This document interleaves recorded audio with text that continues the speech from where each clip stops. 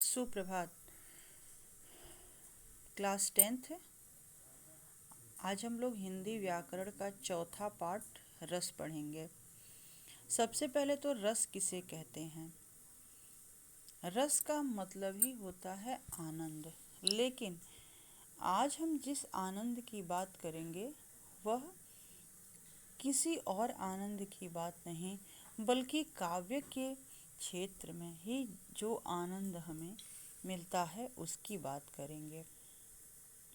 यानी कि हम कहानी और उपन्यास या निबंध कुछ भी पढ़ते हैं, कोई भी गद्य की विधा भी पढ़ते हैं, तब भी हमको आनंद मिलता है। लेकिन आज हम जिस आनंद की बात कर रहे हैं वो आनंद केवल काव्य के क्षेत्र की आनंद की बात कर रहे हैं, क्योंकि रस केवल काव्य में होता है, न कि गद्य में होता है। तो रस की परिभाषा ही है काव्य में मिलने वाला आनंद। यानी कि कविता को पढ़ने, सुनने अथवा नाटक को देखने से जिस आनंद की अनुभूति होती है उसे हम रस कहते हैं।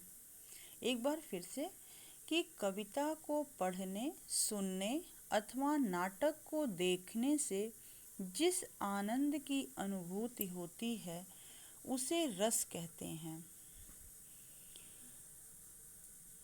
नाट्य शास्त्र में भरत मुनि ने रस की परिभाषा देते हुए कहा भी है कि विभावानुभाव व्यभिचारी संयोगाद्रस निष्पत्ति। यानी कि विभाव, अनुभाव और संचारी भाव के संयोग से रस की निष्पत्ति होती है।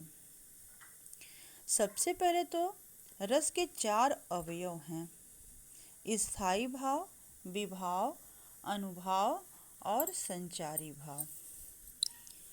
स्थायी भाव, स्थायी का मतलब ही होता है कि जो हर समय विद्यमान रहे।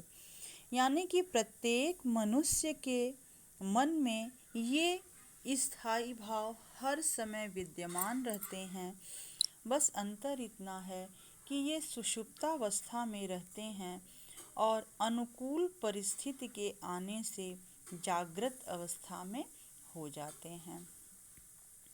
मुख्य रूप से 9 रस हैं, तो 9 रसों के 9 स्थायी भाव भी हैं और बाद में 2 रस और जुड़ गए हैं, वात्सल्य रस और भक्ति रस।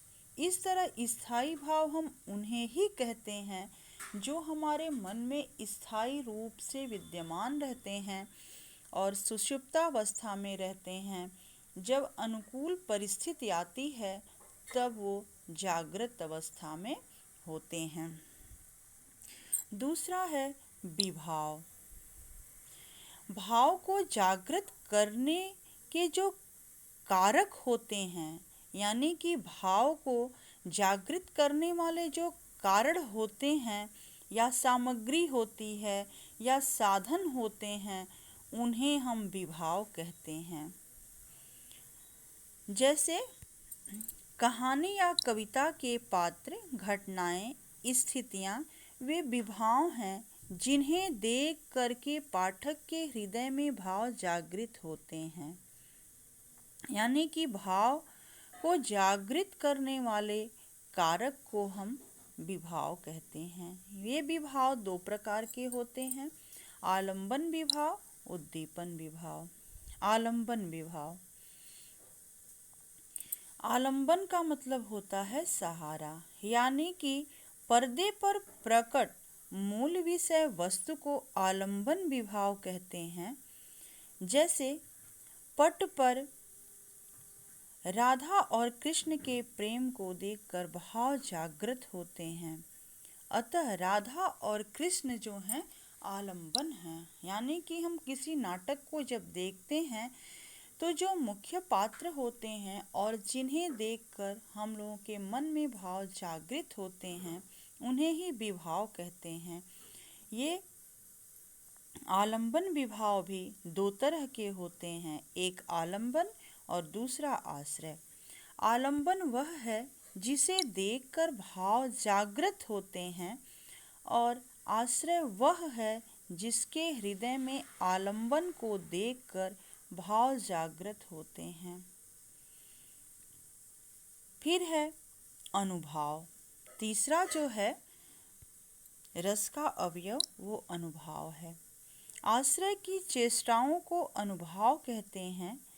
इनसे सूचना मिलती है कि आश्रय के हृदय में विशेष अनुभूति क्रियाशील हो चुकी है। इसे से हमको पता चलता है कि आश्रय के हृदय में विशेष अनुभूति जो है वो क्रियाशील हो चुकी है।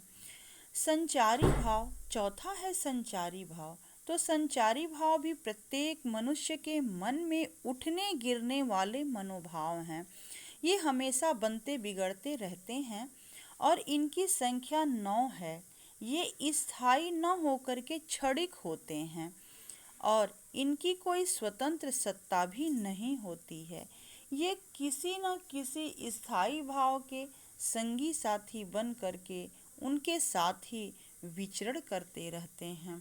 इस तरह रस के 4 अवयव होते हैं: स्थायी भाव, विभाव, अनुभाव और संचारी भाव।